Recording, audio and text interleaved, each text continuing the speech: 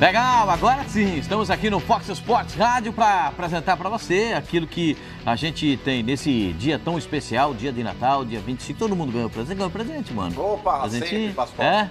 Papai Noel foi lá? Com certeza, Pascoal, com certeza. Mas Passou? o meu maior presente é a amizade de todos vocês. Eu sabia e agora que no você ia. Natal tem aquele monte de discurso hipócrita. A família inteira se mata o ano inteiro. Cassino mandou aquele... Aí chega no final do ano, todo mundo se abraça, se beija, é um dia O amigo especial, secreto elogia, né? Tocando aquela música da Simone que ninguém mais aguenta, né? Então é Natal, né? E o Cassino mandando aquela mensagenzinha. É lá. Imagina o Cassino se tiver que descer numa chaminé. É louco! A criança vai ficar sem presente. Mas eu tenho certeza que sempre o maior candidato a se vestir de Papai Noel na família, Cassino, é o Rodrigo Cassino. Olha lá, Simone. Imagina, Cassino, você tentando descer numa chaminé. A criança só vai ganhar o presente no Natal do ano seguinte. Hoje eu não vou cair nas provocações de vocês, que é um dia especial, criançada toda reunida. Você tá bem relax. Você entendeu? Não vou cair na provocação de vocês, não. Temos muitas notícias Teve importantes. presentinho lá em casa, Cassino? A ceia da noite de ontem foi boa A ceia já. é boa, foi espetacular, viu? É? Tá um pouquinho inchado assim, porque... Só o negócio apresentando foi bom. aqui Gustavo Ribeirão conosco, um prazer muito grande de tê-lo aqui conosco no programa. Valeu, Pascoal. Rodrigo Cassino, Satisfação. nosso companheiro de sempre. Paulo Lima. Tô descendo pela chaminé, liso. Sossegado, mano, com a gente, pra gente falar dos assuntos que deixam o torcedor muito mais pensativos em termos de futuro. Cada um pensa de uma forma, do seu time, aquilo que está imaginando para a próxima temporada. O que é que você imagina para a sua equipe na próxima temporada? O que é que você imagina? Qual é a competição que você mais gosta? Já sei.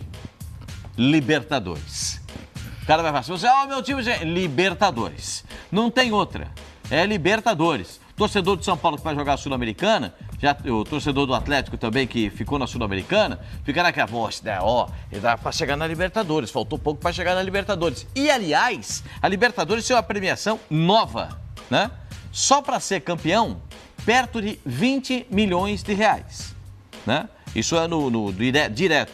O Grêmio, por ter sido campeão na última temporada da Libertadores, ganhou 25 milhões. Antigamente se falava... Eu escutei muitas vezes o ex-presidente do Corinthians, talvez o futuro presidente do Corinthians, o Andrés, dizendo, mas jogar Libertadores não dá dinheiro. Não dá dinheiro, mano? Dá dinheiro, Pascoal. Opa, se dá. Cansou de falar isso. Fora a premiação, Pascoal, é o campeonato que todo brasileiro adora disputar. E os estádios tendem sempre a estar cheios. Então, você pega aí a Arena Corinthians. Jogos de Libertadores, com no mínimo um mês de antecedência, os ingressos já estão esgotados. 39 mil ingressos vendidos assim em uma semana. E geralmente os ingressos custam mais caro também. Os clubes aproveitam para lucrar um pouco mais aí dentro dessa competição. Então, fora essa arrecadação que os clubes têm aí pelas premiações ali que são destinadas, inclusive fase após fase, tem também esse lance da casa cheia, né, Pascoal? Porque estádio lotado gera uma receita muito boa pro clube. Graças ao São Paulo Futebol Clube. Porque a Libertadores estava o São Paulo que está mandando dinheiro agora para a Sul-Americana, é isso? A Libertadores caiu no gosto do brasileiro, voltou a cair no gosto do brasileiro, porque nos anos 60 e 70 ela era até valorizada, até meados dos anos 80. Depois ela ficou quase uma década esquecida. O time priorizava campeonato estadual a Libertadores. A gente não pode se esquecer. Isso na década de 80, Cassino. Meados dos anos 80 até o começo de 90. Aí quando o São Paulo 92. valorizou a Libertadores de 92, e olha que o Tele chegou a poupar. O Tele Santana chegou a poupar o time do São Paulo contra o Criciúma. O Tele Santana teve que ser convencido pelo presidente do São Paulo que ganhar a Libertadores era uma grande coisa. Ninguém me contou, eu ouvi. Sim, senhor. Eu ouvi do Tele Santana. Aí depois que o São Paulo ganhou... Essa é uma competição que, poxa, a gente tem que priorizar outras coisas e tal. E o presidente do São Paulo, olha, Tele, precisamos ganhar a Libertadores. Precisamos ganhar a Libertadores. Aí o Tele foi pegando gosto por isso, conversando. A torcida empurrou, ajudou muito o time. E a torcida ajudando demais. Eu fui na final, São Paulo e News Old Boys. Você foi? Você invadiu o gramado também? Porque foi uma multidão. Não é meu estilo. Eu estive lá. Mas sério mesmo, estava no jogo. Eu estive no jogo de ida, em que o São Paulo contra o News, que se não me falha... Perdeu 1-0. Perdeu 1-0. por 1 a 0. E o São Paulo levantou a mão para o céu e agradeceu a derrota de 1-0. Para quem acredita nisso, né? Incrível. Eu tava lá olha que o dentro São do campo. Paulo tinha um timaço. Eu estava lá dentro do campo. Poxa, eu queria falar disso aí depois com vocês. Achei um negócio sensacional. Essas imagens aí de ter Pelé e Maradona com duas estátuas lá na Confederação Sul-Americana de Futebol. Acho uma homenagem justíssima. A gente já está vendo imagens do sorteio da Libertadores da América e a gente está falando da premiação. Por exemplo, o Grêmio recebeu no período todo de Libertadores da América perto de 25 milhões. Agora, há até a perspectiva de um clube ganhar 35 milhões ao longo da Libertadores. E, Pascoal, a Libertadores nos últimos anos ela vem melhorando muito, né? A Conmebol passou de uns anos para cá a corrigir alguns erros históricos que atrapalhavam muito em vários fatores os times, principalmente brasileiros, questão de logística, problemas de violência também. A gente via até uns anos atrás policiais com escudos, né, para evitar com que objetos fossem atirados dentro do campo. Então, já há alguns anos a Conmebol vem melhorando demais a competição. Esse sorteio que a gente assistiu... E acho legal esse sorteio. Eu também acho. Esse sorteio já é uma das mudanças que transformam até a competição em algo mais grandioso. Não né? não é aquele sorteio de porta fechada, numa sala, Isso. entre dirigentes. Você não sabe os critérios, não sabe nada. Né? Nada muito bem explicado, não. Mais Aí você transparente. sabe, se sair um time brasileiro num grupo que o cabeça de chave é brasileiro, não pode jogar. Você já sabe. Mas o Vasco pode cair num grupo de um brasileiro. Aconteceu Corinthians e Palmeiras na data do sorteio. Isso. Né? O Vasco pode cair num grupo do Cruzeiro, Universidade de Chile e Racing, certo? Que é o vencedor do G3. Mas isso é porque o Vasco entrou na primeira fase da competição. Assim como a Chapecoense também. Assim como a Chapecoense. Pode acontecer, Entendeu? né? E a própria Também Sul-Americana, Pascoal, a gente vai falar de Sul-Americana também ao longo do programa, mas é outra competição que até um tempo atrás os clubes brasileiros deixaram um pouco de lado. Não era vantajoso você se dedicar à Sul-Americana. E além do prêmio ter aumentado muito para o campeão, para quem participa e vai longe, hoje você tem muito mais definido quem vai participar. Antes você não sabia quem ia participar da Sul-Americana, era por posição no brasileiro, tinha competição regional que também dava vaga. Então você acabava voando, não sabia quem disputaria a Sul-Americana no ano seguinte. Agora você sabe, é pelo Brasileirão. Então você qualifica a competição porque times da Série A do Brasileirão é que vão disputar e também incorporando times que são eliminados da Libertadores, você transforma a competição em um torneio muito mais qualificado e chama muito mais a atenção, não só dos torcedores, mas da gente da mídia, de patrocinadores. Então a Sul-Americana hoje é um grande torneio que a gente também tem na América do Sul. Eu estou lembrando que há 2 anos, né? A gente tinha no sorteio da Libertadores Brasil 1, Brasil 2, Brasil 3, Brasil 4. Não tinha quem era ainda. Isso. Né? Agora o negócio está bem distinto. Argentina 1, Argentina 2. Às vezes aparece um Bolívia 2. A competição alargou até o final do ano, né, Pascoal? Porque os campeonatos ficaram mais decisivos. Eu acho que isso foi legal também, Paulo. Esticou bem a competição, passou a ter um período mais longo e essa longevidade da competição, né, praticamente o ano inteiro, porque vamos começar logo, estamos batendo a porta aí, janeiro, né, na fase inicial. E a partir disso você vai acompanhando o processo de crescimento, para dar exemplo, por exemplo, como foi o Botafogo na atual temporada, né? Que foi galgando posições em grupos, chegando até a fase de grupos e crescendo. Esse ano teremos também essa fase com o Vasco e com a Chapecoense, sem esquecer a turma da Sul-Americana, que é outro campeonato que ganhou gordura. A Sul-Americana, a gente ganhou daqui a pouco vai falar da Sul-Americana, porque os confrontos de brasileiros da Sul-Americana são sensacionais. São sensacionais. Diga, mano. Ô, Pascoal, com relação ainda à extensão da Libertadores, que começa agora no princípio do ano, agora em janeiro já temos aí a primeira fase e se estende até o término ali em novembro. A última data da Libertadores, a final, será em novembro, correto? Isso, em novembro e depois tem o Mundial de Clubes. O grande problema, Pascoal, é que existe uma janela no meio do ano, que é justamente aquela janela forte da Europa. Isso daí muitas vezes desfalca os times. Eu acho interessante também haver extensão do campeonato até o término do ano, ali muito próximo de dezembro, para que você tenha talvez o time que já vai jogar o Mundial ali calibrado. Mas você tem esse problema também dessa janela que é aberta no meio da temporada, que muitas vezes aí o mercado asiático, o mercado europeu vem aqui e devasta o futebol brasileiro. Mas é um risco que se corre. Tinha essa mesma situação quando o campeonato ia até o primeiro semestre. Aí tinha que montar um segundo time para jogar o Mundial de Clubes. Não, mas dentro da própria Libertadores você ainda jogar com aquele time que você começou o ano. Agora dá para encorpar, né? Você perde 2, 3 jogadores, se isso acontecer.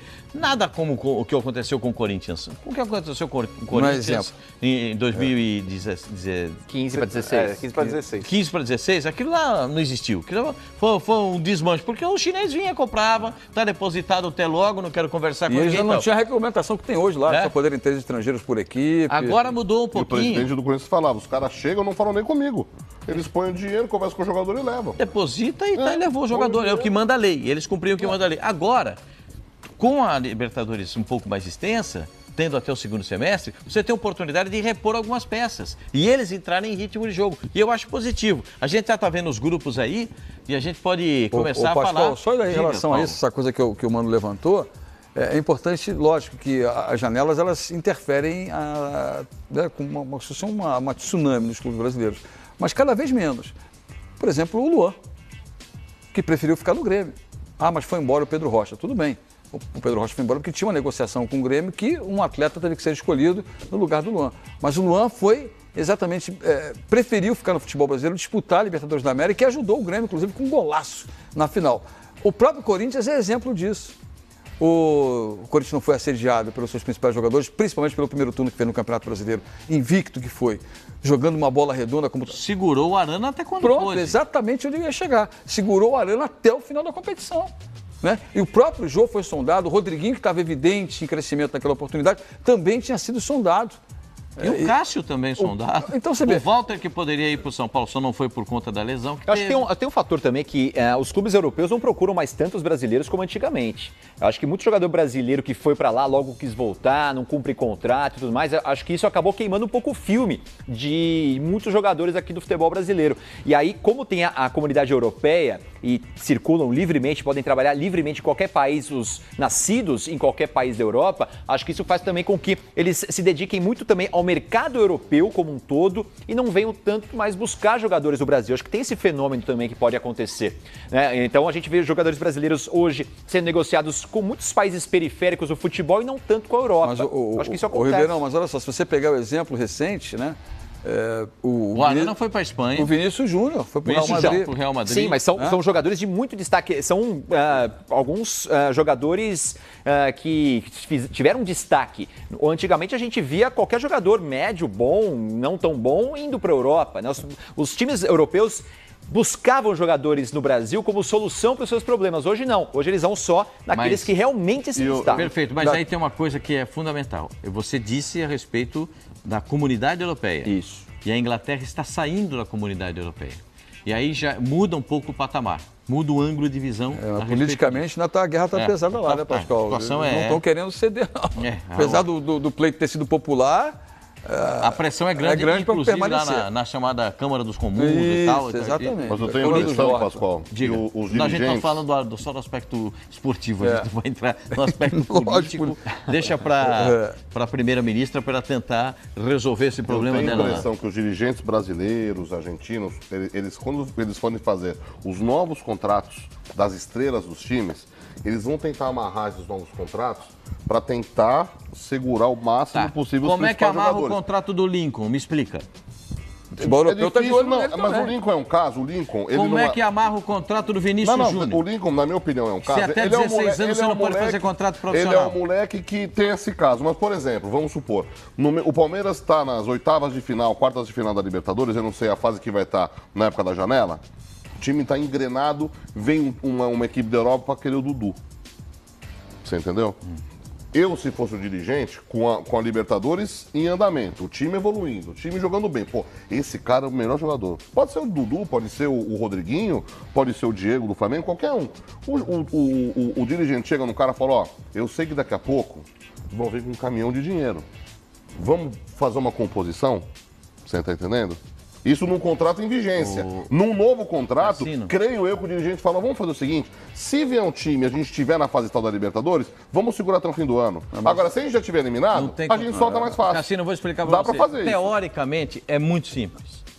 Mas fazer é muito complicado. Claro, até porque tem o tal do empresário por trás disso. Isso. Primeiro que você tem uma série Mas de eu acho fatores que os por trás dirigentes, disso. Pascoal, eles vão aprendendo com essa nova A questão composição não é da aprender, Libertadores. Cassino. O jogador não quer, cara. O jogador não mas às quer. vezes, se o cara tá Porque dentro do comprometido, contrato, mano, o cara quer. dentro do contrato existem duas multas aí, uma para o mercado interno e uma para o mercado externo. Para o mercado externo você estipula o quanto você quer pelo jogador. Para o mercado interno é o cálculo lá do salário, pelo tempo restante do multiplica o contrato. tempo de contrato, multiplica Para o jogador, se você coloca uma multa e o tempo do contrato. Mas, Pascoal, para o exterior, vamos lá, se você coloca uma multa de 100 milhões de euros, você prende o jogador dentro do clube. O jogador não quer isso. O jogador, ele sabe da possibilidade dele ser negociado com o exterior, ele não quer lesar o clube, mas ele coloca uma cláusula... Ele não É o quer caso sair. do Luan. O Luan abaixou a multa rescisória para poder ser negociado no futuro. Não, pois evoluindo. O cara fala, pô, não quero ir, eu quero acabar a Libertadores. Você entendeu? Tanto, ó, o Gabriel Jesus, lembra o Gabriel Jesus quando foi vendido? O Gabriel Jesus, ele colocou no contrato, Pascoal, que se pintasse uma proposta do Bayern, do Barcelona, do Real Madrid, do Paris Saint-Germain, eram 5 clubes. Se pintasse uma proposta dessas 5 equipes... O valor era diferente. Era um valor menor, inclusive. Era um valor menor. Ele estipulou isso em contrato. Mas isso foi aceito pela direção do Palmeiras pela necessidade. Passa tudo, Bano, pelo início de carreira do jogador. Com 16 anos, você pode fazer o primeiro contrato. E ele, no máximo, pode ter 3 anos. Então, com 19... Isso é um pepino, hein? Quando o cara... Tá vendo qual é o problema? É um absurdo. Quando ele... É que eu não pensei nesses caras novos, eu pensei nos caras que Quando estão ali com o assunto do Ribeirão puxou foi o assunto da renovação. Quando desabrocha o cara com 18, 19 anos, que ele aparece, o Guilherme Arana saiu com 21 anos.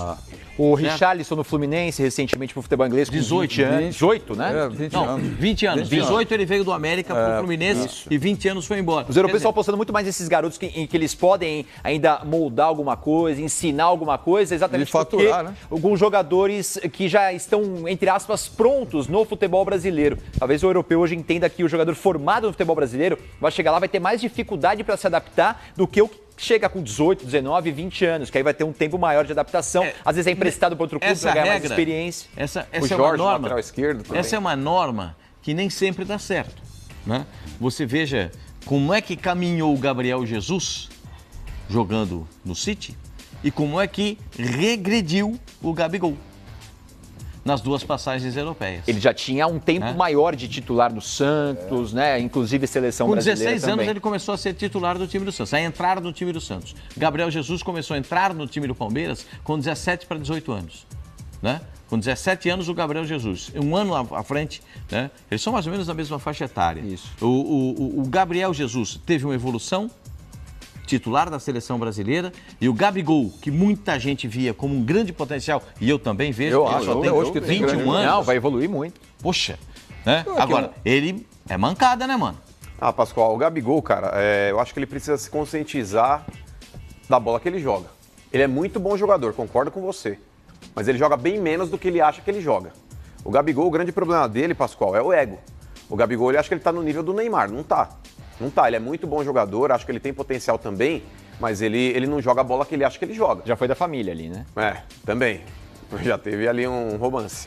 Mas enfim, o Gabigol é um cara que se ele retorna hoje pro futebol brasileiro, eu acho que ele dá um start novo na carreira dele. Porque tá na cara, Pascoal, que se o Gabigol ficar ainda dando murro em ponta de faca na Europa, ele vai quebrar a cara. Na Inter ele não teve chances ali, porque chegou já batendo no peito, quero ser titular, o empresário ainda deu corda lá, bateu palma pra doido dançar. Meu senhor, como é que vai ser titular no lugar do Perisic? Concordo, mas é que tá, Pascoal, mas vai falar isso pro Gabigol, vai falar isso pro Wagner Ribeiro, que na época ela bateu palma pra doido dançar. Emprestaram o Gabigol pro futebol português. No futebol português também, não conseguiu vingar, não conseguiu ali dar continuidade na carreira dele. Hoje, a principal alternativa, tem aí o papo vem, não vem, enfim... Eu acho que o Gabigol deveria retornar ao futebol brasileiro. Só que com o salário brasileiro. Claro. Não dá pra ele imaginar que hoje, porque ele passou uma temporada na Europa, mais uma vez receber o salário europeu, porque ele talvez tenha regredido. A gente não viu direito ele jogar esse ano. Então, ele saiu com o salário brasileiro do Santos, passou a receber o salário europeu. O Santos não pode agora recebê-lo de volta, sendo que nem sabe como ele vai estar, pagando um salário nível europeu. Claro. Aí é rasgar dinheiro. Você não a sabe gente fala Santos, teoricamente, porque pode ser o Santos. Sim.